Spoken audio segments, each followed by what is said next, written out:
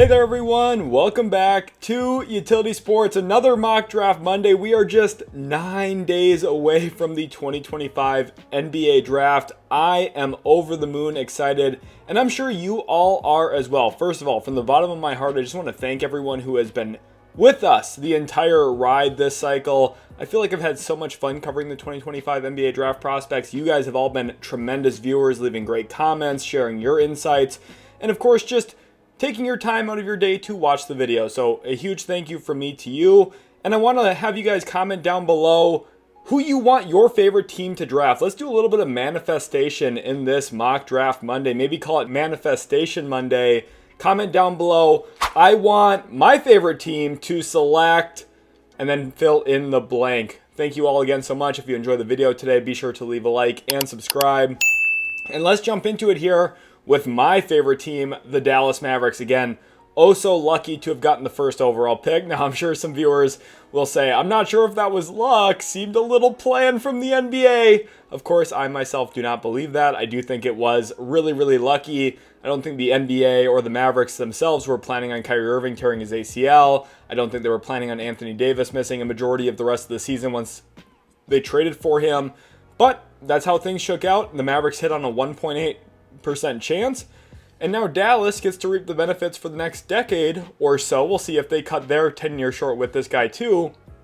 First overall, I have the Dallas Mavericks here selecting Cooper Flagg out of Duke. Of course, the soon-to-be franchise superstar of the Dallas Mavericks, Cooper Flagg, is the foregone conclusion first overall pick, but I don't want to just brush past this selection. I have Mavericks fans watching, and for anyone who's curious about the draft, maybe this is one of the first times they're even watching a draft content video, I do feel like it's important to break down who Cooper Flagg still is as a prospect. Of course, you're getting a soon-to-be two-way superstar. This is a player who, assuming he stays healthy, is an all-NBA caliber player. I do think he'll make multiple all-NBA teams throughout his NBA career. I feel very, very comfortable making that bet because he is the rare combination of size, length, athleticism, talent, and want to. And when you have those five things together, it gives you a very special prospect, someone who's gifted enough to be a go-to offensive player, can generate offense for your team, something he did a lot at Duke, leading their team as a primary ball handler for a majority of the year. He also is someone who can get active, get on the glass. Defensively, he locks in, takes on that challenge, something that Mavericks fans, even as much as they love Luka Doncic, myself included, they can admit that Cooper Flagg long-term is going to be a much better defensive player than Luka Doncic. It's not even going to be in the ballpark of similarity. Cooper Flagg is going to be not only a very good defender, a true all-defense caliber type of performer. Now, will he always be all-defense? Will he probably gain 4 or 5 all-defense awards? Maybe not, because especially with the way the league is played, the players who become defensive specialists tend to take on those bigger assignments and guard the best players more frequently. Cooper Flagg probably won't be tasked with that for a majority of his career there in Dallas. It's something that made Kawhi Leonard such a special player. The fact that he was doing both things kind of simultaneously as a two-way superstar when he was very early in his career in San Antonio, and then of course what he did in Toronto, and at times when he's been healthy has done for Los Angeles, although to a much lesser extent, especially on the defensive end of the floor. But I think Cooper Flagg, he'll have those special moments defensively as a guy who can just wreak havoc, can guard out on the perimeter, very comfortable switching 2 through 4. I think at times we'll be able to guard ones depending on the matchup. And he's big enough and athletic enough and smart enough to do something like Jason Tatum did in the NBA Finals back in 2024, where they put him on Derik Lively to try and take away the pick and roll game. And I think for Dallas specifically here, you now get your own Swiss Army knife type of defender in Cooper Flagg who can just do a little bit of everything, have a real impact as a low man helper, guard out on the perimeter, very comfortable in isolation, has the recovery tools to make up for when he's beat. I do think, technically speaking, he needs to improve his screen nav yet and his foot balance, especially on the perimeter when it comes to offensive players attacking his top foot. I do think he gives and succeeds his top foot a little too easily, but I think that's something he can definitely improve upon. And then offensively, he's just scratching the surface on who he's going to be as a player. The mid-range jump shooting, I think, is very legit. Shot the ball really, really well his freshman season for Duke. And remember, this is all as a reclassified freshman. He should have been playing high school basketball this past year as a senior. Moved up to the college ranks a year early, showcased every single game what makes him such a special player, and the Mavericks very, very happy to call him theirs first overall in this draft. Which now brings us on to San Antonio with the second overall selection here. The Spurs, I still think, in a very great position. Now, there's been a lot of rumblings, and you hear some big content creators, big media voices saying, well, it's not a foregone conclusion the Spurs take Harper, and the Spurs might trade this pick. You have rumors that the Spurs and Sixers were talking trades. I don't really buy any of that, and if you're a Spurs fan, I would say breathe easy right now. We're just 9 days away from the draft. There's all these smoke screens. There's all this noise. Oh, guess what? Yes, San Antonio is going to answer phone calls. They're not going to sit here and completely block all the numbers of all the other GMs. They'll listen what the offers are. If they get completely blown away by something for the number 2 overall pick, they'll pull the trigger.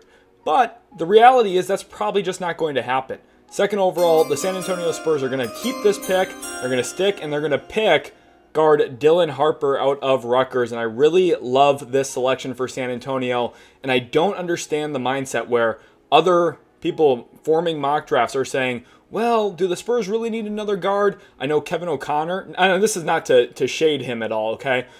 This is to make an example of what he's saying and why I disagree with it. He is consistently saying that Dylan Harper might not be a good fit with the Spurs because he's an on-ball player and they need more shooting, this, that, and the other thing. You guys know I'm a big believer in shooting. I'm telling you right now, San Antonio needs to draft Dylan Harper, and if they do anything other than this on draft night, unless it's an absolute robbery of a trade, it's a mistake. The NBA is all about skill, talent, on-ball talent, playmaking, read and react. You look at the two teams in the NBA Finals right now, Oklahoma City, Indiana. It's not surprising they are the two best teams when it comes to reacting to what the defense is giving you and taking advantage of it. And for me, look at the 2024 Celtics. They were also great at this. And then they had the three-point shooting to bolster off of it, but they had a whole bunch of guys who can drive, kick, play within a system. Dylan Harper is that for San Antonio. This is their chance at getting another elite ball handler. How good has Indiana been this postseason with both Halliburton and Andrew Nembhard on the court? You think for San Antonio, yes, they have Fox, yes, they have Stephon Castle. Having a third one of those players does not hurt. It likely means when you're healthy, you have two of them in the game all of the time. And what it means for you going forward is when you're not healthy, well, you still have two of them that you can kind of toggle between. And you have that surrounding Victor Wembanyama. I think for Wemby specifically, making the game as easy as possible for him is a must long-term for the Spurs. And some people will say, yes, that's shooting. But you don't want just limited players around him who are just catch-and-shoot robots or the Dorian Finney-Smiths of the world offensively. You want guys who can put pressure on defenses, attack closeouts, force rotations. Dylan Harper does all of that, and I think if you want to maximize Wemby, of course you let him be himself, be an advantage generator, creator for you, but how about we let him play an advantage? How about we get him the ball where advantage has already been created? And that's something De'Aaron Fox is going to continue to do for San Antonio. This is something Dylan Harper will do going forward for the Spurs as well. I think Stephon Castle's that unique blend of being able to fit on and off the ball very well. I think Dylan Harper's really understated as an off-ball player, actually shot the ball really well off the catch this past year for Rutgers, and I thought thrived as a cutter as well, something he didn't get to do a ton. Rutgers did not have a lot of on-ball talent around him, that is including Ace Bailey, and I think the Spurs here, second overall, selecting Dylan Harper not only is the right thing to do, it's a must-do, and I think the Spurs very, very happily will select Dylan Harper, and I think they'll walk away from this draft very, very happy long-term about the result of selecting the Rutgers point guard here second overall. Which now brings us on to the Philadelphia 76ers, who hold the third pick in this year's draft. Of course, a lot of trade chatter right now around Philadelphia, and understandably so. The third overall pick is such a tricky spot for them. They're not in the position for the no-brainer first or second overall pick. This is where they have a decision to make, whether it's a draft pick or a trade. Could they look to move down from pick number 3? There's a lot of noise right now that the Sixers are considering a wide variety of prospects at number 3. And I do think every time I put together these mock drafts, a lot of time, a lot of energy, a lot of effort goes into not only thinking through every selection I make in here, but also doing research behind it. Who's working out where? Who's going to fit this system? What could Philadelphia look at? What's the noise around Philadelphia right now, as an example? And I think third overall here, it's really, really tricky, but I have continued to settle on this same selection. Third overall, I have the Philadelphia 76ers selecting wing/forward Ace Bailey out of Rutgers. And last week I had a comment saying that I didn't change the mock too much in the top 5, top 10 from the previous week. That is completely correct, and I'm not just going to change things to change things. If you go back to some of my previous mock drafts and previous draft cycles, I would sometimes stick with the same selection and at the end of the process be completely right with that. And I'm not going to just change to change. I'm going to change if I think that there's a need to. And I continue with Philadelphia. I continue going back and forth. Could they look at Edgecombe? Could they trade down? Could they look at Trey Johnson even at number 3? Maybe even Knueppel? I just feel like there's a lot of overlap there with either Trey Johnson or Knueppel with their current roster, especially in the backcourt, having Jared McCain, who is such a good relocation movement shooter already, that I felt like going with a little bit more length, a little bit more size in Ace Bailey, while he's still a very good movement shooter himself, has a lot of tools and intangible traits that you're going to be able to work with in terms of the athletic profile, the size, the length. There's a lot of value here to uncover long-term for the Sixers, and he kind of fills a positional size need that they still have. I think the Sixers are a little small. I think that's something that's been a little under-discussed. Of course, when you do have an MVP caliber center in Joel Embiid, people aren't going to view you as a small team, but around him, they don't have the most athleticism, they don't have the most size, and I think Ace Bailey definitely helps them in that area at a 6'9" height. With shoes on, he's got long arms, very athletic, jumps out of the gym, and of course has some real shot-making talent to hopefully develop into as he grows his frame a little bit. I think gets a little bit stronger, improves his footwork, specifically adding in step-throughs I think would be really useful for him. And playing with a little bit more downhill physicality. He had just a 23% free throw rate, not very good for a player of his stature, especially 3rd overall in the draft. I do have some real questions about the star upside here. I don't really view Ace Bailey as a star bet in this year's draft, but I think for Philadelphia, he can kind of come in, fit a need, fit a role, and Nick Nurse is going to be the nice, strong, firm coach that he needs right now to usher in more development for his future game. And I think that's exactly what he needs here. I think this is a really good landing spot for Ace Bailey specifically in kind of honing his game to the next level in the NBA, what that's going to look like, playing off the catch more, and having a little bit of a tighter leash than he had at Rutgers. And I think that's a good thing for him specifically. So Sixers here, I still have them taking Ace Bailey. This is, again, one of the most contentious picks in the entire draft cycle right now because they could either trade it, they could make a variety of different selections, and it really comes down to who the Sixers have at the top of their board. If they feel like they can get that guy at 6 or at 7, trading down makes sense. If they feel like we don't want to risk it, we don't know who's going where in this draft, they just stick and pick him at 3. Or do they just trade out entirely and maybe make a package with Brooklyn? Do they try and move out to some other spot in the draft? It would be crazy. I think the Sixers are such an interesting discussion point. Let me know down in the comment section below what you think Philadelphia does this draft season. Moving on to pick number 4, the Charlotte Hornets here. And the Hornets, I continue going back and forth as well. I think a real stable addition, someone like a Knueppel, would be a real mountain mover for this organization as someone who would bring a real reliability, not only as an offensive catch and shoot player, but as a movement shooter, someone who could give Charles Lee a ton of functionality as a go screener, as a ram screener, as a small-to-small screener in general. I just think there would be a lot to uncover here for Charlotte. But at the same time, I'm looking at that front office. I'm looking at that ownership group who has their eyes set on the future. They have a bunch of draft pick control on future selections like the Heat and Mavericks in 2027. And I don't think Charlotte is going to take that kind of soft, stable approach. I think they're going to continue swinging for the fences with this selection. So 4th overall, I have the Hornets here selecting guard VJ Edgecombe out of Baylor.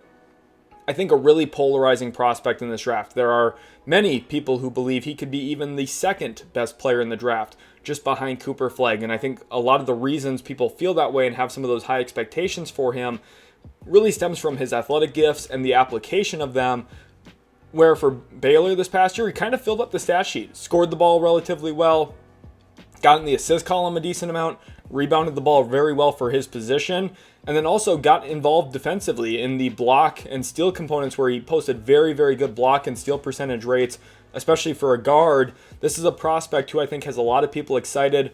For me, I've heard comparisons range from Dwayne Wade to Anthony Edwards. For me, I'm kind of looking at a little bit of a better Dennis Smith Jr. And I know that's going to come across negatively, but for my Hornets fans watching, you probably remember some of the point of attack defensive talent Dennis Smith Jr. had there in Charlotte. I think back to the 2 big wins the Hornets had over the Mavericks back in the 2023 regular season, where they ultimately helped knock the Mavericks out of the postseason, one of the most dramatic regular season combo of games that the Hornets have had in quite some time, and that's not to diss the organization, it's just a fact.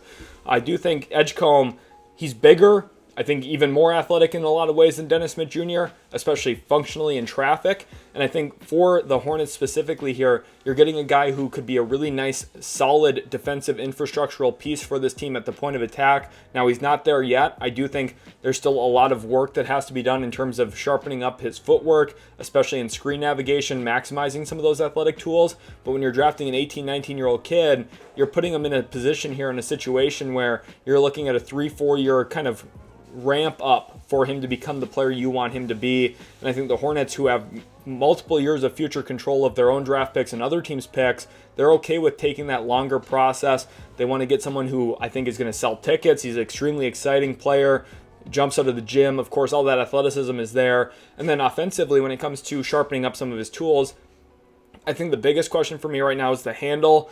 I do think there's a lot lacking still in that area for VJ Edgecombe in terms of the dynamism and explosion. I don't know if there's ever going to be lead guard potential here, which has me pretty concerned about his offensive talent. But at the very worst, there is some real play finishing skills with the application, again, of his athleticism. And you also look at some of the decel he's shown this year. I do think his footwork can still tighten up quite a bit, which has me pretty excited. He looks and searches for contact, which I think is a real positive as well for him. And as a guard, listen, would I make this pick for Charlotte? I probably wouldn't, just being completely transparent. But I can definitely see how many would believe in the long-term trajectory of VJ Edgecombe. And if the Hornets do take him at number 4 here, I do think, again, with a patient approach and the right development and the right structure around him, which Charlotte already has some really good offensive pieces to help him along in Miller and LaMelo Ball, I think Edgecombe could become a really, really fun long-term piece for the Hornets under the right development coach there in Charles Lee. Moving on to pick number 5, we've got the Utah Jazz here.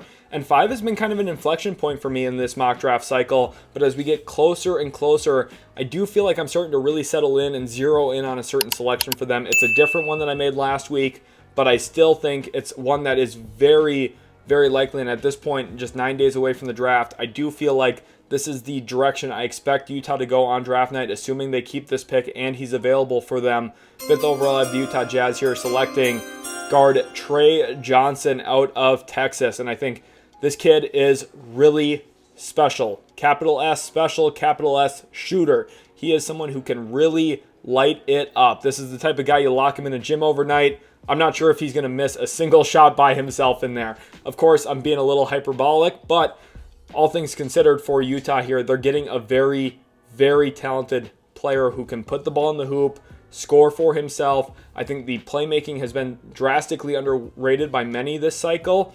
I do think this is a very good offensive player. Now, I do think he comes with some defensive limitations.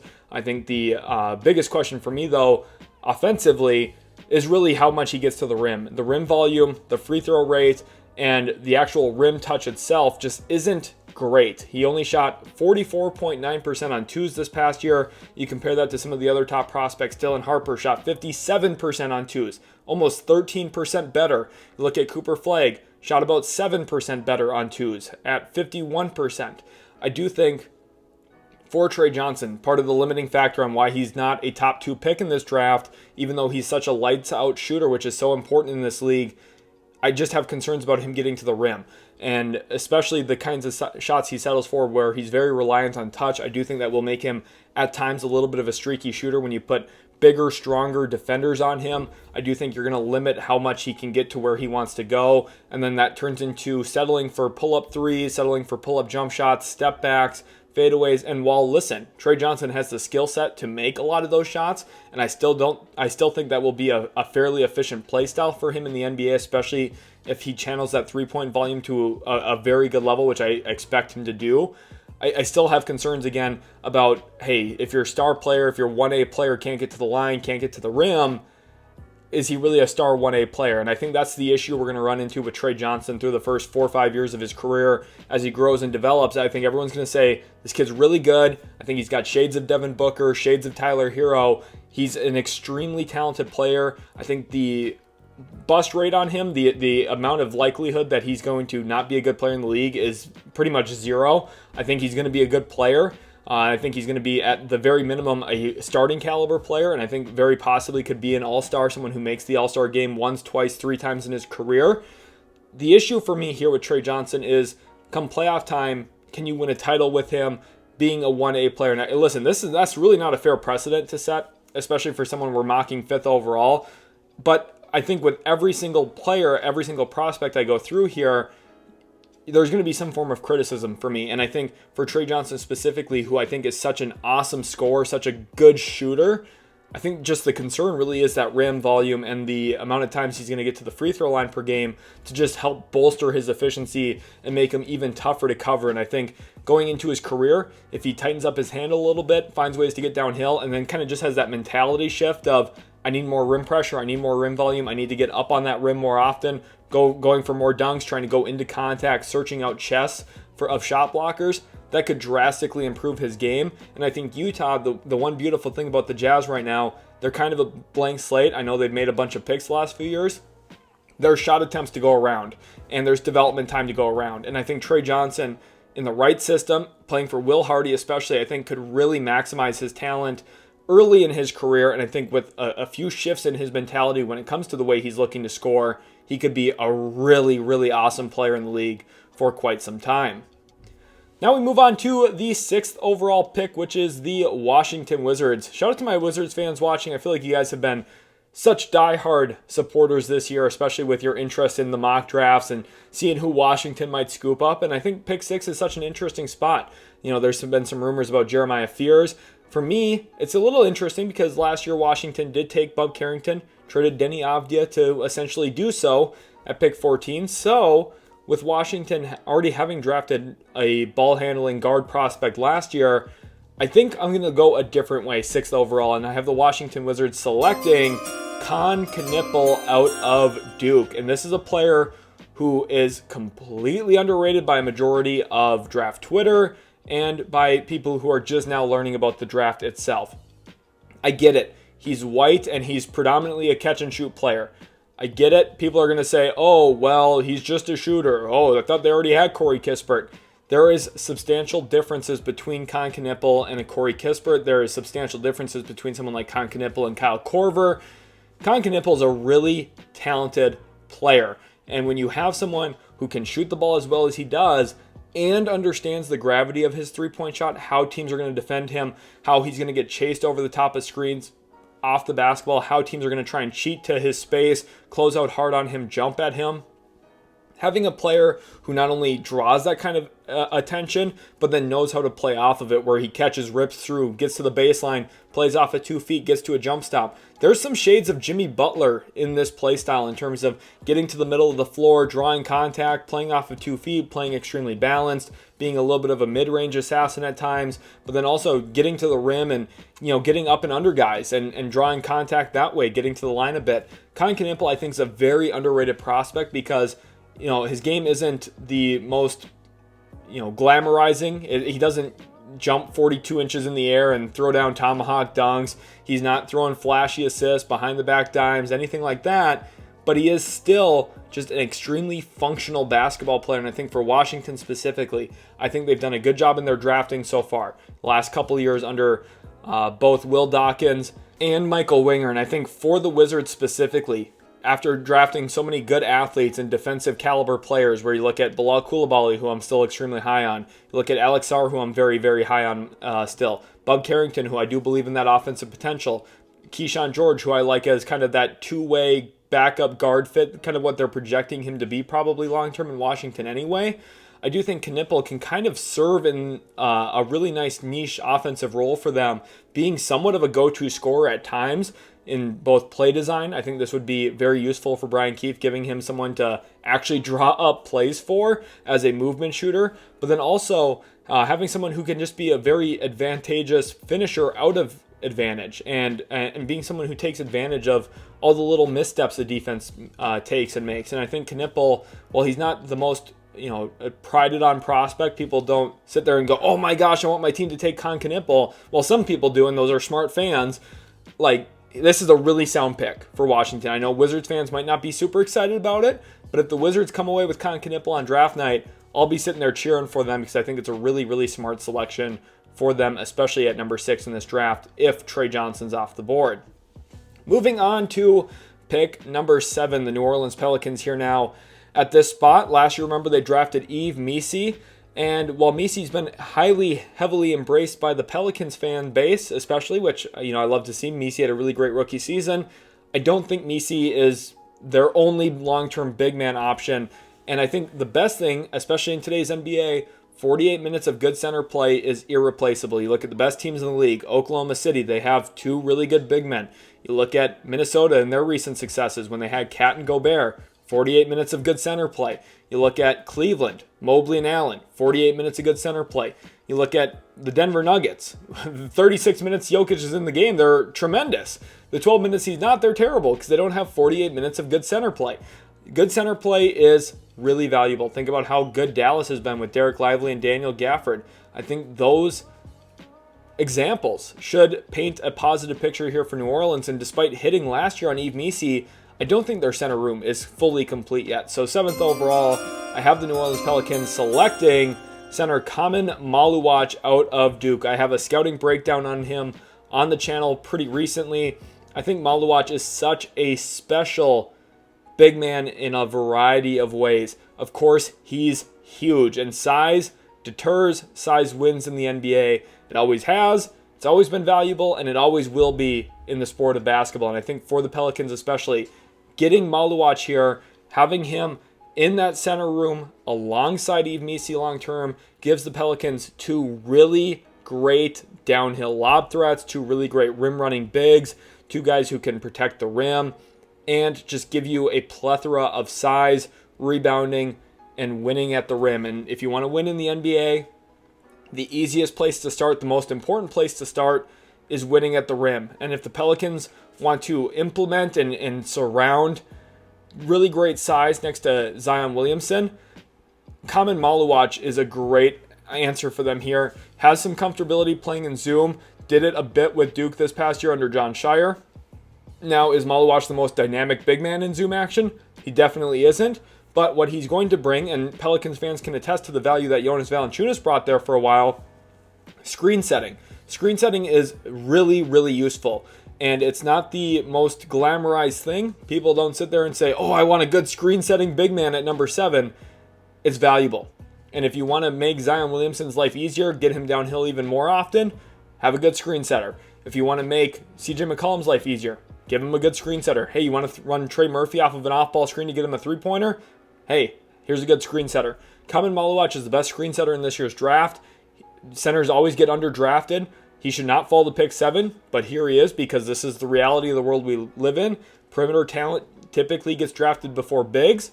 Doesn't really make a whole lot of sense to me, especially when there's a really good collection of bigs in this draft. 2 of them that I really love.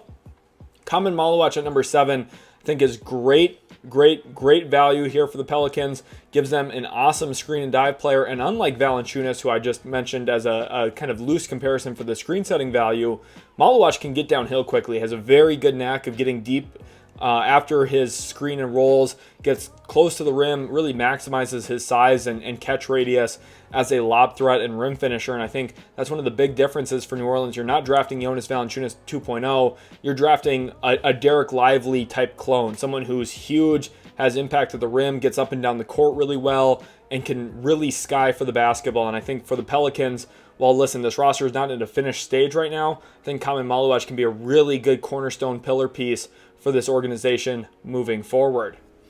Number 8 is the Brooklyn Nets, and this is an interesting spot. I feel like Brooklyn, even though they have a lot of nice pieces in place right now, Cam Johnson and of course Nick Claxton being 2 of the headliners there, I just continue to feel like this team's a real blank slate. On draft night, they could go in a variety of different ways. They could look at point guard, which is a current big need on their roster. They could look at big man and find a Nick Claxton trade. They could look on the wings and find a Cam Johnson trade. Maybe they do all three of those things. Maybe they look at point guard and then still trade Claxton and Cam Johnson. It's a real possibility. Brooklyn has a never-ending plethora of optionality this offseason. They have a ton of cap space. They've got some interesting pieces on their roster they could trade. And they've got ways to improve through the draft as well with 4 first-round picks this year. 8th overall, we're going to start them off with guard Jeremiah Fears out of Oklahoma. Not only does he have a Hall of Fame name, he's got a really intriguing long-term game. And that specifically stems from his ability to handle the basketball and create out of the pick and roll and win in isolation. And it's really challenging to find guard prospects, especially outside of the top 5, who you think can be long-term good isolation pick and roll bets consistently in the NBA. Now, Fears isn't a surefire safe bet. He only shot about 28% on threes this past year for Oklahoma, but he hit some huge ones. And if you're a highlight watcher, if you're just looking at it from a, hey, can this guy hoop standpoint, he definitely can. Now, the analytic models, the actual kind of data side, especially for me, I spend so much time looking at those numbers as well as just watching the film. There is a lot to be critical of here, but the eye test is really promising for Jeremiah Fears. I feel like he can get wherever he wants against the defense. I think his ability to engage big men and drop coverage is really, really valuable. You look at trying to win, especially in the Eastern Conference. You're going up against the Miles Turners, the Brook Lopez's, the Karl Anthony Towns of the world.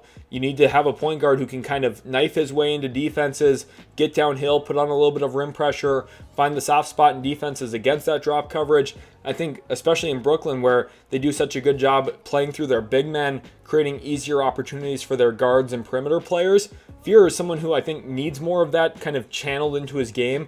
I think Jordi Fernandez would be a really great coach maximizing Fears. I want to point out again, this is a player who reclassified up, was supposed to be a senior in high school, ended up going to college early, and in the SEC for Oklahoma was really their offense. A lot of their team's success kind of played through him and was led by him.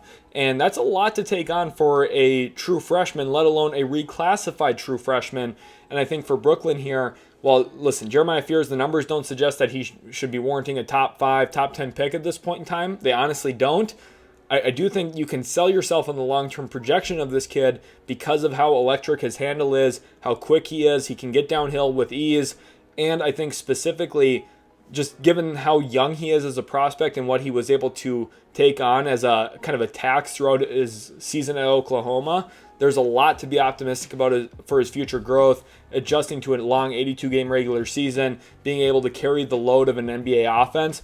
I think Jeremiah Fears, there's a lot to build off of here for him, and I think Brooklyn is one of those opportunities at number 8 where they look at him and say, we can turn this kid into a real high-quality NBA point guard. It's going to take a couple of years to get there, but Brooklyn, if they do take that cautious or long-term approach with patience, definitely could be worth the risk here at number 8 as a real boomer bust prospect in this year's draft. Now at number 9, we go on to the Toronto Raptors. Jeremiah Fears would have been a lot of fun for this team for sure, and I like Khaman Maluach a lot for them as well, but with both of them off the board, pick 9 is maybe where we start to get creative here a bit with the Toronto Raptors. So 9th overall, I have them selecting forward Noah Essengue from Ratio Farm Ulm. Had a really productive season this past year over in Germany, taking that big step forward in the Euro Cup, being one of the primary contributors for Ulm. Now, there's kind of this misconception going around on Twitter that he's been a go-to player for them. I wouldn't quite say that. They're not putting the ball in his hands a ton in set design plays. They're not asking him to create an isolation. But what I love about him is the productivity outside of that. And that's what makes him such a good contributor and an effective, reliable player. He's able to find offense. He kind of picks up all the loose scraps, whether it's as a cutter, an offensive rebounder at times, getting out and running in transition. He's just a very active play finisher. You can put him on the baseline, have him cut out of the corner. I think his big swing skill going into the NBA is that three-point shot. He's a really shaky three-point shooter at this point in time. Not a lot of consistency and really not a huge amount of volume either. But I do think if you're watching some of his film and you see the kinds of makes that he's had, there's some of them off of movement, most of them though off of standstill catch and shoot opportunities. I do think there's a projectable belief that he could be an okay to solid shooter in the NBA, and that's maybe where you see a little bit of PJ Washington in his game as kind of an example of who you're hoping Noah Essengue can become. I do think there's some really solid playmaking flashes in the mix when it comes to playing out of post splits where they went to him quite a bit as a passer, or you could also look at him functioning out of short rolls. And while Toronto's kind of an interesting landing spot for him because they don't have, I think at this point, the plethora of shooting around him to really maximize his cutting and finishing skills, what they do have is a really gritty, tough defense, and I think one that's continuing to get better over time, especially with how young they are. You think about Brandon Ingram, he's going to step in next year. I think Ingram's been a solid defender the last few years of his career when he's been healthy. And now you add in this incredibly rangy defensive roamer type of player who can guard out on the perimeter, probably most comfortable at this point guarding threes in the NBA, maybe some fours. He is a little slight, just measured in at 204 pounds at his individual combine, but his anthro measurements were off the chart, measured in at 6'10" without shoes on. This is a big, lengthy, long, fluid, athletic wing forward type who can guard all over the court. And I think for Toronto specifically, I feel like Raptors fans would really buy into this kid. I feel like there'd be a lot of excitement. You know, there's some comparisons to Giannis. Is he Giannis 2.0? I really don't believe that. I have a scouting report coming out on him on Tuesday this week, so I definitely think you should check that out. If you want to know more about Noah Essengue, I dive into his film quite a bit in that one. But I really do appreciate you guys watching up to this point. And Raptors fans, I think getting Essengue at 9 would still be a very solid choice for them, especially for their long-term team defense. Now we continue on to the Houston Rockets at number 10. And Noah Essengue would be so fun in Houston. Well, he doesn't really solve a lot of their three-point shooting concerns. It would be a lot of fun to watch him playing out of the dunker spot off of Alperen Sengun, giving them another rangy athlete would just be incredible. But 10 is still a great spot here for Houston, even with Essengue off the board, even with Maluach off the board. Those are two of the guys that I would really strongly consider for them if they were available. They're not here, so 10th overall. Now we're going to turn our eyes to a different big, long athlete. 10th overall of the Houston Rockets selecting forward Carter Bryant out of Arizona. And I think specifically Carter Bryant, what he's going to bring to the Rockets, really focusing in on the defensive end of the floor, giving them another elite long-term point of attack defender and another guy who can be impactful in rotations, in help, either as a nail helper or a gap helper or as a low man helper even at times. A really functional, physical, athletic specimen when it comes to finishing at the rim. Shot over 70% in the half court for Arizona this past year on his rim field goal attempts, which is really, really good in the half court. I think that's a testament to his ability to finish above the rim and kind of the ease he had as a cutter, playing off the catch, being very functional in that regard, both working off the baseline and downhill in transition, was very effective as well. And then offensively, I think he's very projectable to fit into what Houston has already. Carter Bryant, he's not this elite movement shooter. He's not Knueppel. He's not Kobe Bryant. He's not Trey Johnson. But I think for Ime Udoka, who tends to not have that kind of play design already in his playbook anyway, going with someone like Carter Bryant, who's more of a standstill, catch and shoot, knock down the open shot, maybe attack closeouts, and then showcased, whether it was in high school or during his time in Arizona a bit, the ability to play off the dribble just a bit. And it's not like he's just this robot where, hey, it's just catch and shoot or move the ball. I think he's got a little bit more juice than that in his game, whether it's driving all the way to the rim, kind of knocking down some pull-up jump shots. I do think if there's this kind of out-of-nowhere star bet that all of a sudden blossoms that I'm not expecting, I would probably put my money on Carter Bryant. Now, again, I'm not projecting that. I'm not saying, oh, this is for sure going to happen. I'm not saying, oh, Carter Bryant's a star in the making. What I'm saying is, if you told me 7 years from now someone I didn't think would be a star becomes one, Carter Bryant would probably have my interest in that regard, because I do think there's a lot of tools, and when there's a great physical athlete who can already shoot the ball a bit, now it depends on how you look at that too. His 3-4 years of high school data we've got, didn't shoot the ball great, but again, I'm not going to put a whole ton of weight on his sophomore year in high school. I don't think that's going to really dictate my viewpoint on him too much as a prospect. So 10th overall, I still think Houston walks away with a really good player, someone who helps their defense, gives them even more athleticism, something they probably don't need more of, but having it never hurts, and I think Carter Bryant fits in quite well there in H-Town. At 11, we go on to the Portland Trailblazers, one of my favorite teams to talk about this offseason. I've had a lot of fun covering Portland, both in offseason previews, mock drafts, potential trade videos. I just feel like I've been able to talk about the Blazers a lot, which I'm really happy about because this team is in such an interesting spot. They have some really good young players. They have interesting salary mechanisms that they could look to either trade with Ayton and Simons. We'll see what happens with this team for sure. There's a lot that's still kind of up in the air for them. But 11th overall, I have them going with one of my favorite prospects in the entire draft, forward/center, Derik Queen out of Maryland. I think this kid can flat out play. And while everyone, especially this time of the year, this is my biggest pet peeve with the way that we cover the NBA draft and the way that the draft works itself, I wish there was a way to do the anthro measurements at the beginning of the season before all of the college games are played. Because what happens, especially with the way that we do it, where you start with the games, you get all the film, you get all the numbers, and then afterward you get all the physical measurements and the testing data, all of a sudden everyone's viewpoint shifts from, hey, Derik Queen was awesome all year in college basketball, he's a really good basketball player, to now everyone's overshadowing that by saying, well, he didn't run the shuttle super great, and, well, his, it's the same thing in football, right? Like, you could have an elite wide receiver catch 100 passes in college, and then he runs like a 4.5, they're like, oh, he's only a 4.5 speed athlete. Like, I'm sorry, but are we drafting track and field players or are we drafting basketball players? Because Derik Queen is a bona fide basketball player. This guy is extremely skilled. He's got dribble, pass, shoot skills as a big man. He's honestly, in a lot of ways, a 6'10" guard. And I think 5 years from now, everyone's going to look back on this draft class and say, why did we not like Derik Queen more? I myself hopefully will not be victim of that. I have him third on my big board currently, and I think for the Blazers especially, what you're getting here is a very unique player who can put the ball in the deck at 6'10", can play off the bounce, has very good footwork with his ability to go to spins, gathers, has a really unique combination of coordination and balance. And I think at his size, it's honestly been unrivaled in recent drafts. I don't remember a lot of other bigs really having the skill set tools that he has. Kind of reminds me a little bit of Naz Reid, but I think there's some Kevin Love in his game. Especially with that kind of back to the basket approach that Kevin Love had coming out of UCLA. I think Derik Queen's ambidexterity as a passer is pretty much unrivaled in this draft as well. This is a special player. This is a guy who every time I talk about him, I just get more and more excited. Every time I dive back into the film, I get more and more excited. And the advanced numbers like him too. Really great free throw rate. I thought a really respectable assist percentage, especially when he's playing with somewhat lesser competition. They played three smaller guards around him and a non-shooting big and Julian Reese next to him.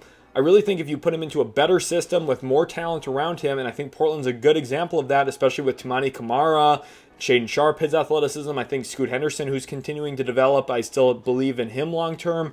Derik Queen, I think, becomes one of the finishing touches here for Portland, giving them more size. I talked about it with New Orleans, 48 minutes of good center play is valuable. And for Portland, you get a unique option here. Unlike Maluach and Misi there in New Orleans, I think Queen and Klingon can actually play together quite well, especially with the size that they're going to have. It's going to be really tough to keep them off the offensive glass. And I think you're going to be able to win with size, talent, and the athleticism that they have surrounding those two guys. It makes Portland such a really fun, good team moving forward. I really love this pick for the Blazers.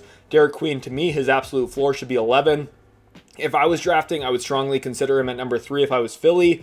I'd probably take him at number 3 if I was Philly, to be completely honest. So 11th overall, Portland, I think, just walks away with a really awesome player here and a guy who's going to be a real franchise shifter for a team on offense. Number 12, we now jump over to the Chicago Bulls, and I think Chicago, with Arturas Karnisovas there, is such an interesting team to mock for because you could look at guys who are more fit pieces, but at the same time, it kind of feels like, well, is Chicago going to be picking for fit at 12? Their team's in such a weird spot. They traded Zach LaVine. They took in some of the expiring salaries. They could have huge cap space in 2026. What are the Bulls looking to do? We're going to bank on upside, and this is a player for me that I don't believe in the upside as much, but I know a lot of people do. So 12th overall, I have the Chicago Bulls selecting guard/forward Egor Demin out of BYU. While most people do view him as a jumbo point guard, I myself look at him as a skinny forward. I think he's more of a 3 in the NBA than he is a 1. And I think the fit here in Chicago is really interesting in a few ways. One, there's a little bit of overlap here with Josh Giddey. Of course, kind of similar physical archetypes in terms of sizey point guards who can handle the ball a little bit, pass, and they're both high leverage passers. And what I mean by high leverage is they throw risky, tight window passes.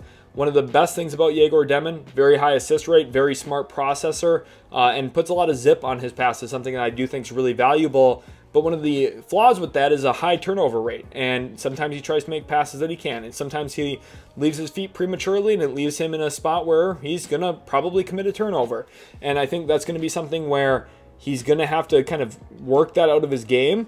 But all things considered for Chicago, this is a player who maybe gives them a little bit of leverage in the Josh Giddey contract negotiations this offseason. We'll see how that turns out. Brooklyn could be a real threat to them when it comes to an offer sheet. So I don't know if the Bulls have a ton of leverage even if they draft Egor Demin, but a lot of the reports right now, and this is where my research comes in, this is where my understanding of what's going on around the league is really important. Not all of these mock selections are something I would do. In fact, most of them are not. But Egor Demin for me at number 12, it just kind of seems like the Bulls are leaning toward him at this point in time. Now there's smoke screens, there's fake signals all over the place. Could this be one of them? It definitely could be, but to me, Chicago, one of the best parts of this fit for them is their transition play, the pace that they've been playing with under Billy Donovan, who is seemingly going to get an extension here soon.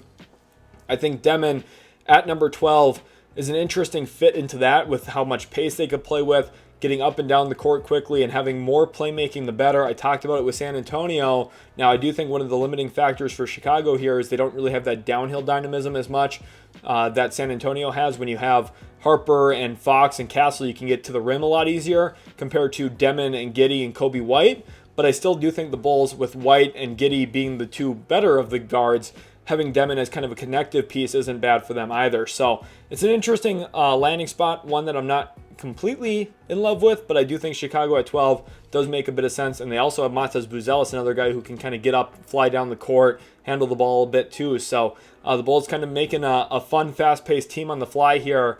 And at 12, Egor Demin is the selection.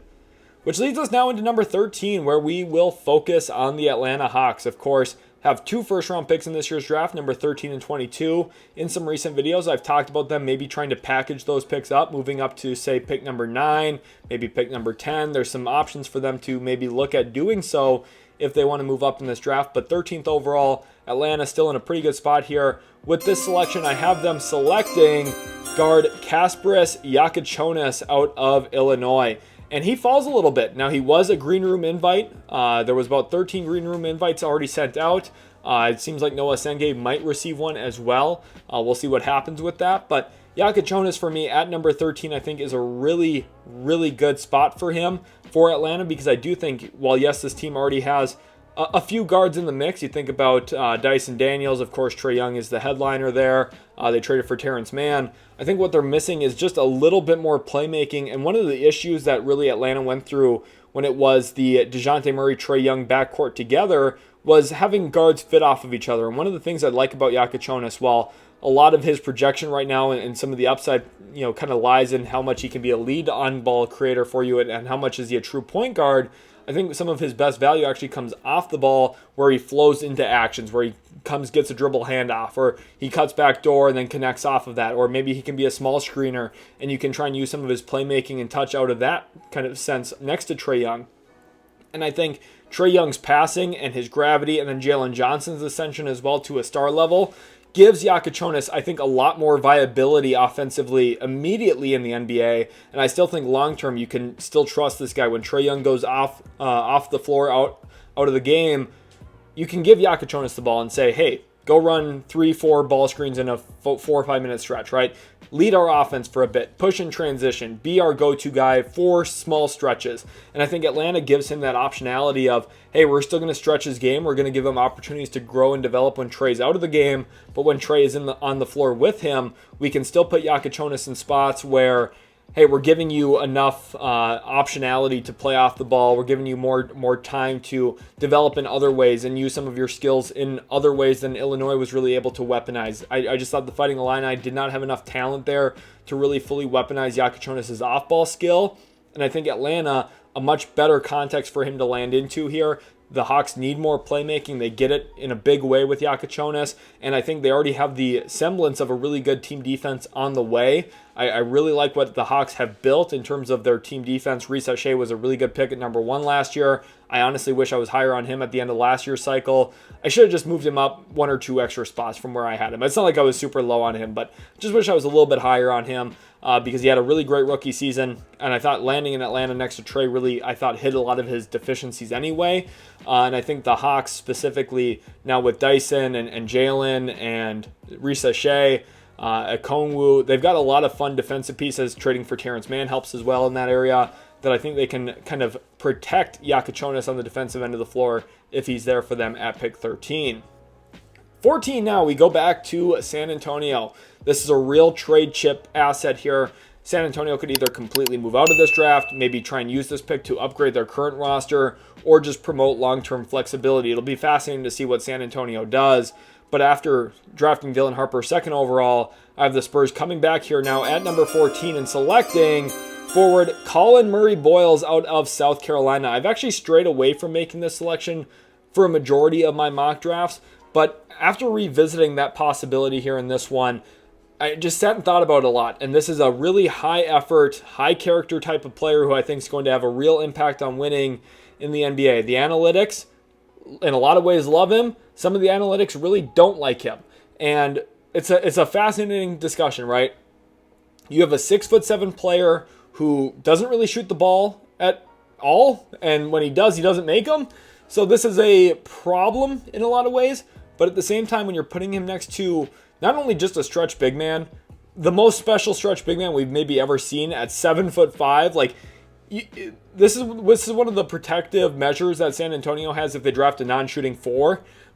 They have the most unique player in NBA history.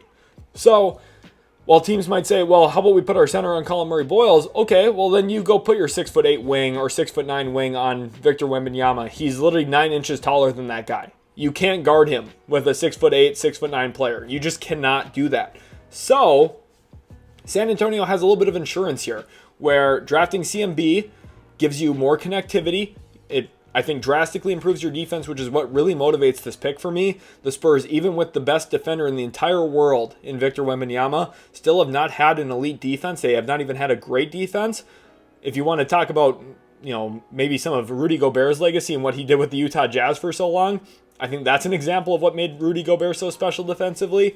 But Wemby's a freak of nature. You just need more guys who can kind of fill a lot of those gaps around him. I think Murray-Boyles' effort, anticipation, energy levels defensively, the closeouts, the attention to detail, all of that I think makes him such a really valuable player. He was a real winning player for South Carolina, and their team wasn't very good, and they still won the minutes pretty big time when CMB was on the floor.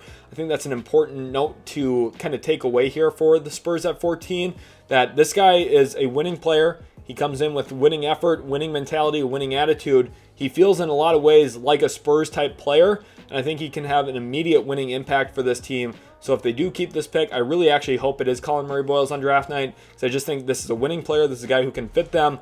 And next to Wembanyama, you can hide a lot more of his deficiencies than a majority of other teams really could. Now at 15, the midpoint of the first round, we have the Oklahoma City Thunder here. This pick via the Miami Heat, man, OKC is so good. Of course, at the time I'm recording this, it's a 2-2 tie in the NBA Finals. They might be on the cusp of winning their first ever championship in Oklahoma City, and they have 2 first-round picks still to boot, one of them here in the middle of the first round. And 15th overall, I have the Oklahoma City Thunder selecting forward Nique Clifford out of Colorado State. This just feels like an Oklahoma City Thunder player.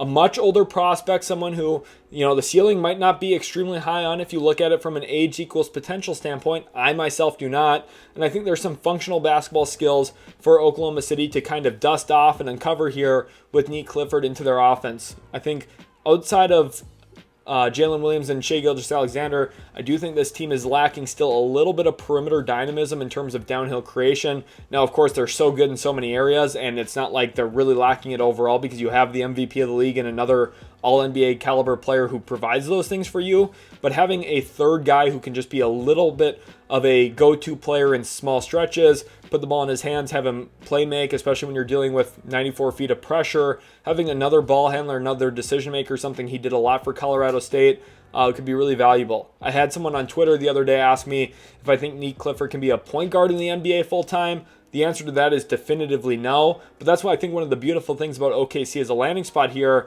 you're not envisioning him being a point guard, you're not envisioning him having the ball in his hands all the time. What you're asking him to do is to be a very effective creator off of the catch or in small spurts, and I think that's where you're going to be able to maximize some of his playmaking juice, some of his off the dribble shot creation talent, and I think for the Thunder specifically at 15, you don't need a long-term huge boomer bust prospect here. You're already kind of banking on Nikola Topic, last year's draft pick, to be maybe your high upside long-term development piece. You're giving Nique Clifford the opportunity here to fit in, be another wing contributor for you, and you'll be able to go to him in small stretches when you really need another guy to attack closeouts, drive the basketball, force rotations. I think Nique Clifford, his processing skill and his improved shot making over the last 2-3 years of his college career really paint a positive long-term picture for Oklahoma City at this spot in the draft. Now at 16, the Memphis Grizzlies. Welcome back to the first round. Remember, Memphis traded their first round pick away to Washington. That ultimately became pick number 18 in the Marcus Smart salary dump at the trade deadline. But they're back now. 4 months later, they have a pick again after trading Desmond Bane in a shocking move to the Orlando Magic. I like that trade a lot for Memphis. I do think Bane fits really, really well in Orlando. The Magic fans got to be pretty happy because Bane's a really good player, and it's atypical for Orlando to go all in on a roster like they did.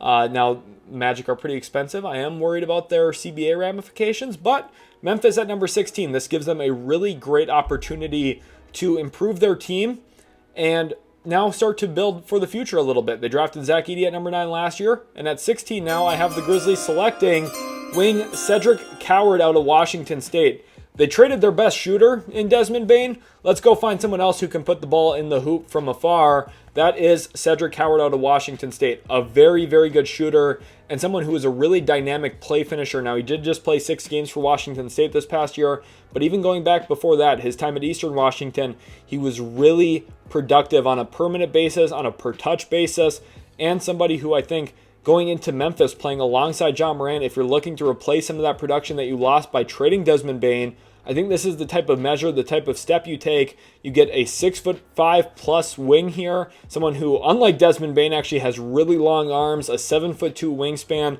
I think there's a lot of productivity that you can unlock and tap into long term when it comes to his scoring upside and defensive value.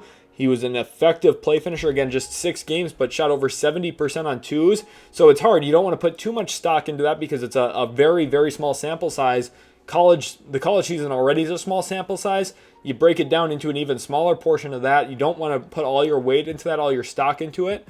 But Cedric Coward's definitely a gifted player, a skilled player, someone who has a really good collection of physical gifts and was extremely productive when he's been on the court. Coming off that shoulder injury, I hope that he's okay moving forward. Everything seems to be pointing in that direction. There's a lot of buzz around him, and he has been one of the big climbers. This is where, again, I talked about it with the Derik Queen thing.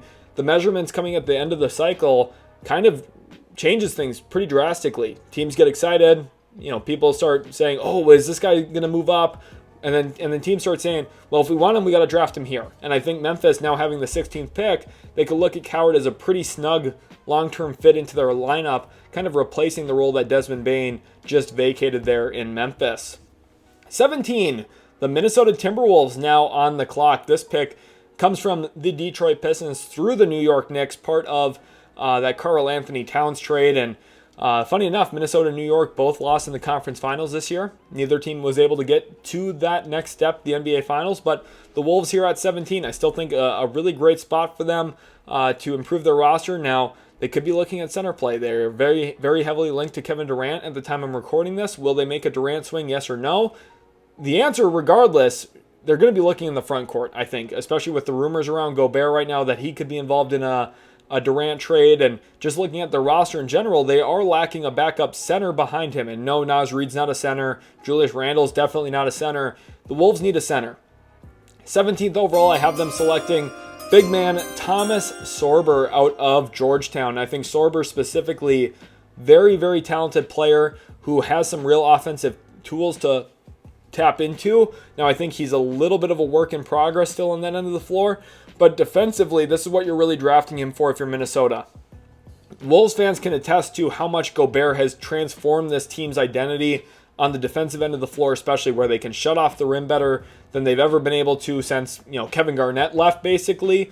The Wolves are a really, really good team, and I think with Sorber specifically being implemented into the mix, whether you keep Gobert or not, you need more rim protection, and 48 minutes is good center play. It continues to be a theme in a lot of my mock drafts. For the teams that draft centers, especially solid ones, like a Derik Queen, like a Khaman Maluach, like a Thomas Sorber, you typically come out pretty happy with the end result. I think his rim protection, that really incredible wingspan that he measured in with, that was really validated by his block percentage this year, which was really gaudy for Georgetown, and his really unreal steal percentage for a center. I think there's a lot to be optimistic about here with Sorber. And fitting into Minnesota, I think as a screen, short roll, play off the catch when Anthony Edwards gets blitzed, his playmaking can flash here in this situation. I think the Wolves at 17, drafting Thomas Sorber, going forward, I think you're going to be pretty happy with the long-term outcomes. Just getting another big man who can catch, play off the catch a little bit. Of course, the long-term development really stems from his face-up game and his shot development. I'm a little skeptical on what that's going to look like long-term, but at 17, I definitely think it's worth the stab here at this spot in the draft. Now we slide into pick number 18, the Washington Wizards here. At 6, remember, earlier they went with Knueppel out of Duke, and now at number 18, another chance here. This is that pick I alluded to earlier that the Grizzlies gave up for the Marcus Smart salary dump. 18th overall, I have the Washington Wizards selecting guard Jase Richardson out of Michigan State. The Wizards, who have added a bunch of veteran leadership, they come in and draft two freshmen, true freshman players in Knueppel and Jase Richardson, both into their backcourt. Now, again, I talked about how I thought Carlton Carrington was going to be the long-term guard of the future probably for Washington. It doesn't mean that they're not going to identify talent and find talent that fits. I think Knueppel's a really good fit, and I think Jase Richardson can be another guy who really thrives as kind of a hybrid on-off ball role where, hey, next to Khan, you can play him off of Khan. Next to Bub, you can have Bub with the basketball, and since Bub Carrington's a bigger guard, you can put a smaller guard next to him in Jase Richardson and hopefully get away with it most nights. There are some really good small guards in the league right now. You have to be a very talented one to stick. Look at Trae Young, look at Jalen Brunson. But Jase Richardson, what I do know about him is he is talented. He's a dribble, pass, shoot prospect. Shot the ball very, very well this past season, especially on catch and shoot opportunities for the Spartans. And I think if you're Washington and you're trying to envision how he can fit, playing a very fast, up-tempo speed and style of play, I think would be very good for this team long-term. They have a lot of really good long athletes right now, guys who can get up and down the court quickly. Sarr can, of course, stretch the floor. And I think if you're able to flow into handoffs, flow into transition opportunities, especially early transition, get long outlets, Jase Richardson can be a very effective play finisher for you off the catch. He can be another guy who can initiate some of that offense for you. And I think for the Wizards specifically, you're still getting a guy who competes on defense. I know he's small, but he was small in college and people weren't complaining about how well he was playing there. I do think he's still going to be a player who carves out a nice NBA career, provides some value as a catch and shoot guy, and can really fit off the basketball both off and on it in the NBA going into his career early on.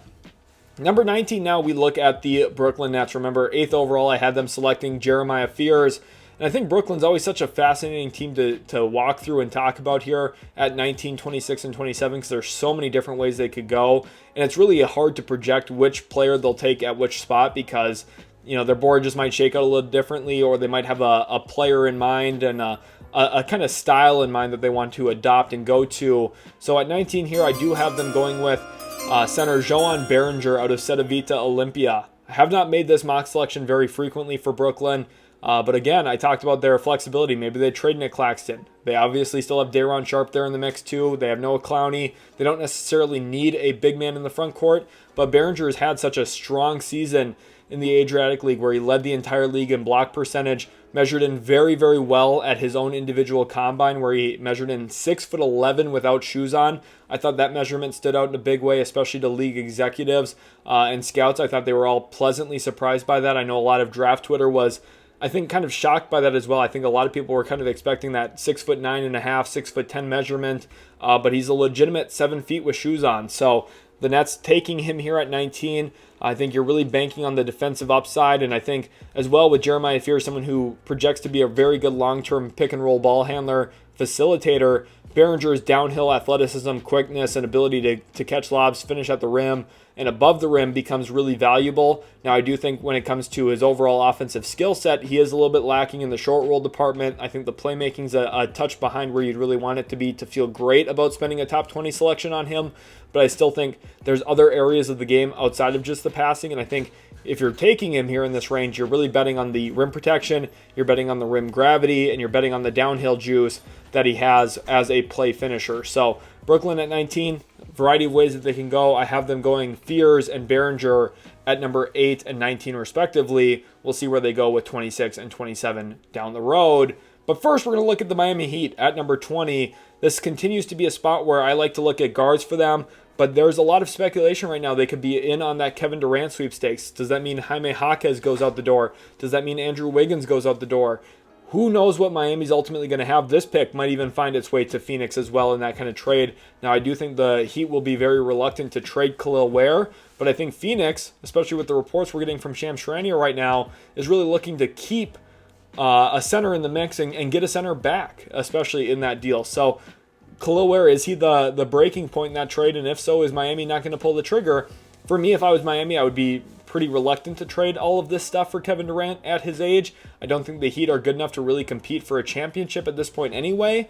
So with that in mind, I'd be a little reluctant. But 20th overall, if the Miami Heat either have this pick with Durant or not, they still need point guard play. I have them selecting guard Nolan Traore here out of St. Quentin. I think specifically with what he's been able to do in the LNB Pro A League this past year, playing in a high leverage, high usage role, specifically with the ball in his hands a lot. You look at the professional type of defense he's been facing with teams aggressively going under against him, kind of disrespecting his jump shot a little bit. And along the way, he's had to learn, grow through it, play through it, and has had some of his best performances down the stretch of the season.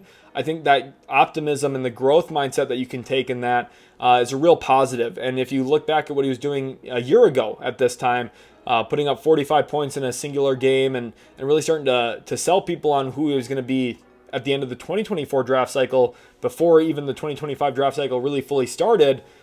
You know, this was a guy we were talking about as a possible top 5 pick, and it just hasn't shaken out that way. He hasn't had the season to really double down on that and to solidify that, unfortunately. But I think Miami, Eric Spoelstra, one of the best things he's done is overcome talent deficits. He made Gabe Vincent look like a good NBA player.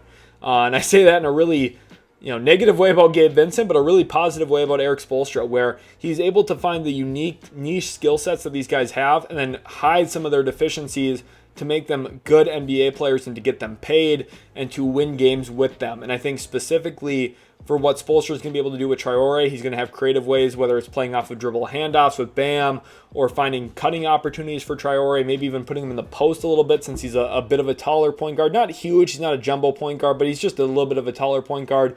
I'm sure Eric Spoelstra has about 16 different cards up his sleeve here on ways that he can make Nolan Traore look a little bit better, hide some of his shooting deficiencies right now, and then with the right long-term development, maybe Traore develops a respectable pull-up jump shot where, hey, if you go under, he's going to make you pay enough to at least threaten you away from doing that. I think that's really the fascinating outcome here. If he grows as a shooter, especially on the basketball, he becomes such a steal at number 20. He's got a very, very impressive assist rate this year. In fact, the top in the class playing in a professional league. Almost a 2-to-1 assist to turnover rate. So I think there's a lot to really sell yourself on here if you're drafting Nolan Traore. And I think at number 20, for a team as point guard needy as Miami is, this is a pretty good landing spot for him at this point in the mock draft. Now at 21, we've got the Utah Jazz on the clock. Again, remember they went with Trey Johnson at number 5. And I still think one of the biggest deficits on this team is on the defensive end of the floor. The Jazz need guys who can be impactful team defenders, need guys who can impact shots at the rim and provide good physical length, speed, quickness, mobility. So 21st overall, I have the Utah Jazz here selecting Forward Rasheer Fleming out of St. Joseph's. This is a guy who measured in at 6'9" at the combine without shoes on, an impressive 7'5" wingspan, and shot the ball really, really well this past year for St. Joseph's in primarily an off-ball, play off the catch, play finisher type of role, which is exactly what Utah is going to be trying to slate him into. After drafting Trey Johnson, they're going to be looking to give him opportunities with the ball in his hands. Of course, I'm sure the internal belief there is still to give Isaiah Collier opportunities, to give Keontae George opportunities. We'll see what Austin Ainge does. Of course, he's not the guy who drafted some of these young players, so you could definitely see some shakeups there with who's getting what opportunities.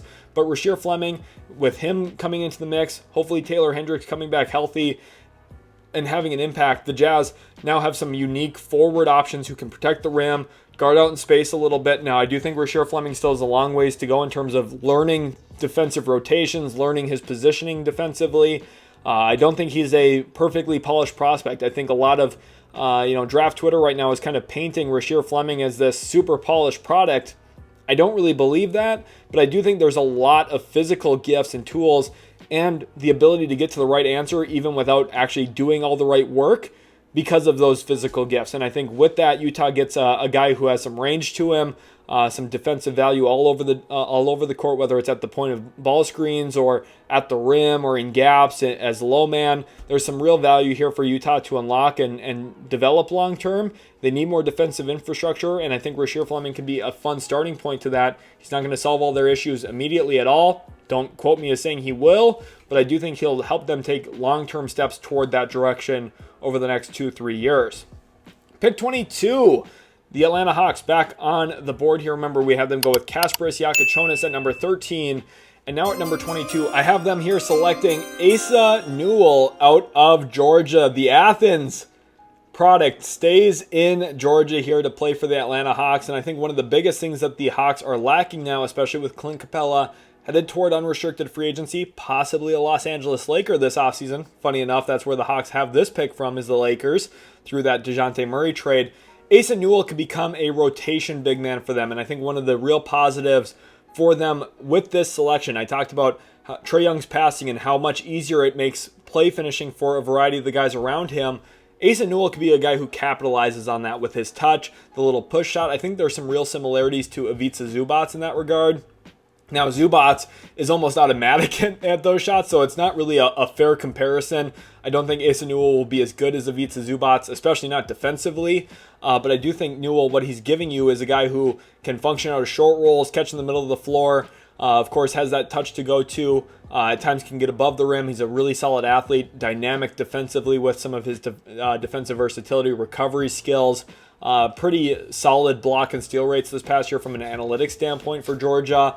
And I thought it was just productive. Got on the offensive glass quite well, over 3 offensive rebounds per game. Now, he kind of does hover around the rim, but I think for the Hawks specifically, that might not be a bad thing. You throw him in the dunker spot a little bit, maybe try and spam some small-to-small screens, try and get advantages for Trae Young in matchups, try and hunt certain guys throughout the course of a regular season. Not something teams do a ton. Of course, that hunting kind of comes into its own form in the postseason a bit more. But I do think for the Hawks here at 22, getting someone like Asa Newell, giving them a guy who can be a nice little lob threat, a touch finisher around the rim, especially with that little baby hook he likes to get to. I think there's some value here for them at this spot, and getting someone who has some of the defensive versatility, mobility skills, I think is a unique, intriguing piece into their defense.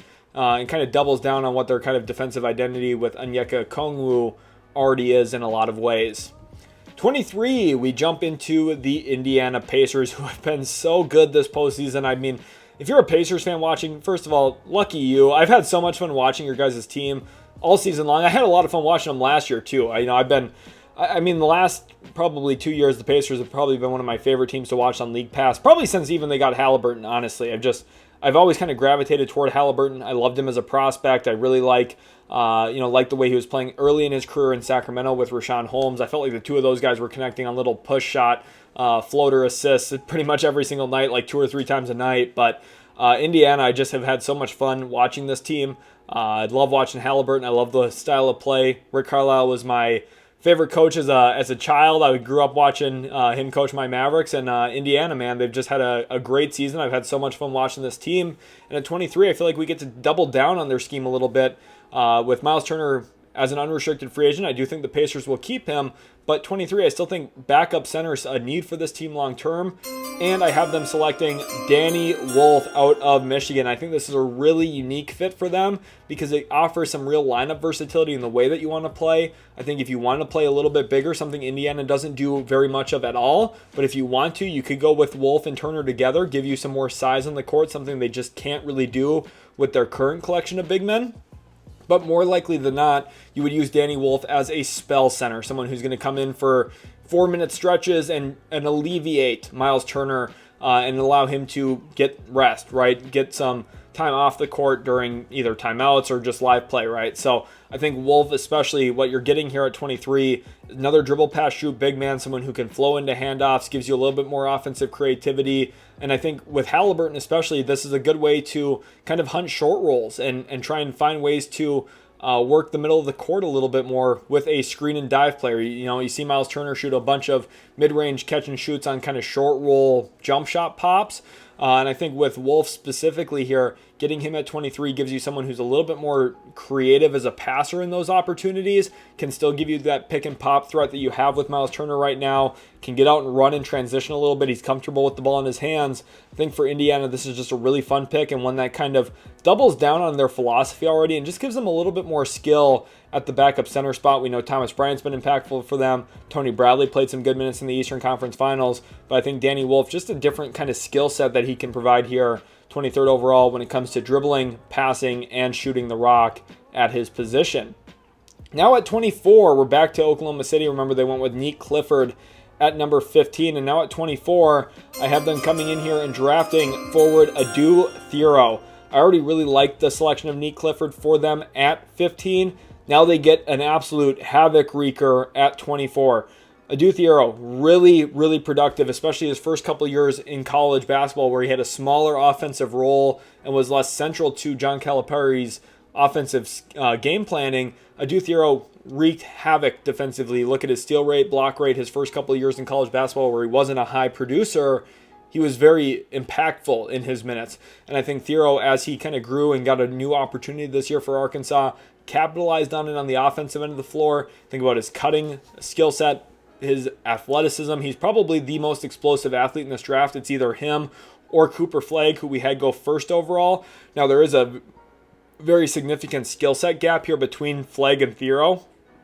There's a reason Flagg went first overall with no real concern or debate about that actual pick compared to where Thiero might go on draft night, which could even be a second-round pick, right? This is a player who I think by a majority of the mainstream media hasn't been touted as a top 20 pick, a top 25 pick in this draft. I do think he will return top 20, top 25 value in this class.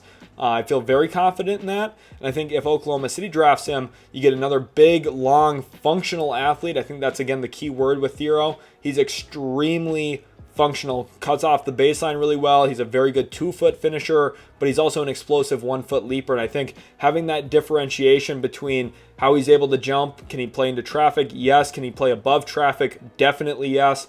Can he explode past his man out on the perimeter? Yes. Can he guard in the gaps? Yes. Can he help at the rim? Yes. Can he go up in sky and get a rebound? Yes. You're starting to realize when you stack all of these yeses together across a game that has 70 to 80 to 90 possessions a night, winning that possession with a yes, winning the next possession with a yes, winning the possession after that with another yes, you're starting to realize how if you stack up all those yeses over the course of a 48-minute game, you're going to get some good results. I think Thiero being very undervalued right now. I know, listen, there's some really significant concerns about his jump shooting. Didn't shoot free throws well. Didn't shoot the three well at all this past year for Arkansas. He is not a shooter. Right now, that is a glaring issue, a glaring flaw on his resume.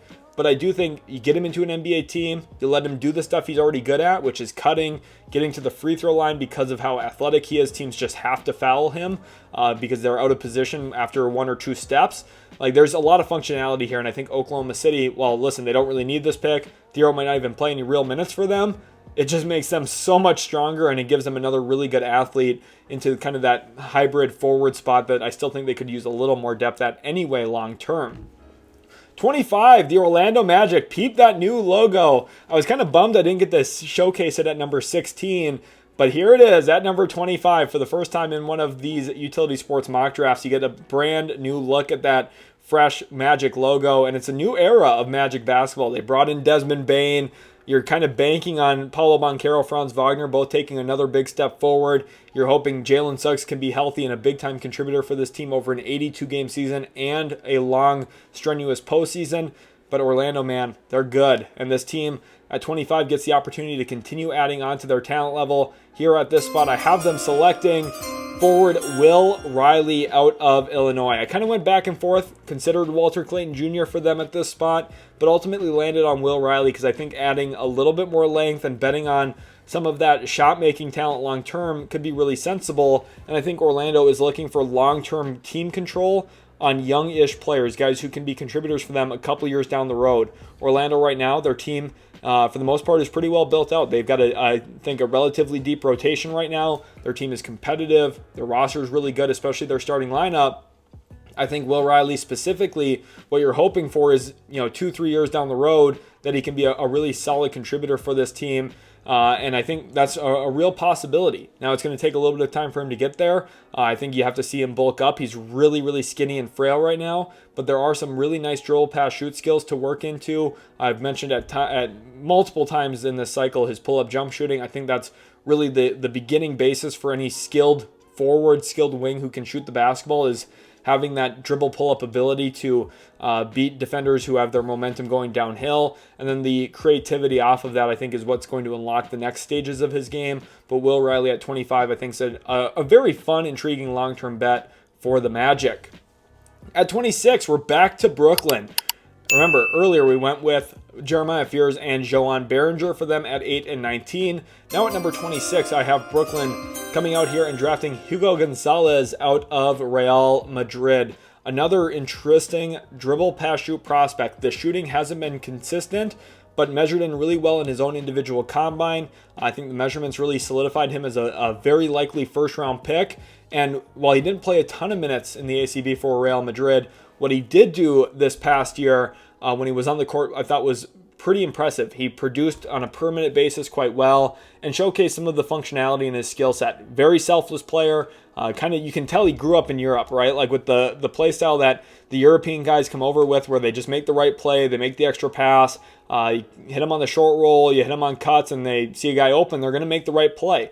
Hugo Gonzalez has that kind of wired into his DNA. I think that's really valuable here for Brooklyn. Getting a connective piece. They talked about Jordi Fernandez kind of scheming things up and making life easy for his role players and perimeter players in general. I think Hugo Gonzalez can be a real additive piece into that. He has some very good functional athleticism, can play above the rim a bit. He's not an elite athlete, but he's a good one. And I think specifically if his jump shot really develops and turns a corner and he finds a real reliability and stability with it, consistency with it, he becomes an absolute steal at number 26 for Brooklyn. If that jump shot doesn't come around, he's still probably some form of low-end rotation player because he has a lot of other skills when it comes to on and off the basketball, finding ways to provide value to winning ways.